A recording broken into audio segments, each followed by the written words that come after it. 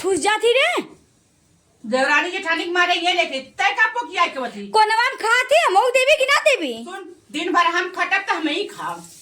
जब जगह तक खाती रहा ले खाना कब दाढ़ी खाना बता बिनी भूखा है क्या पर हाथ में मैगी का चावल ना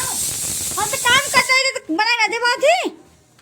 तनी मोट रोटी बनवले खाते एक ठौर धइले एक ना दे जे खटी ते खाई जे ऐश करी ते अपन पेटे के लिए आराम करी पार्वती पिता महादेवा ओम तुम्हारे जगदम्बे काली जय तुम्हें पकड़वा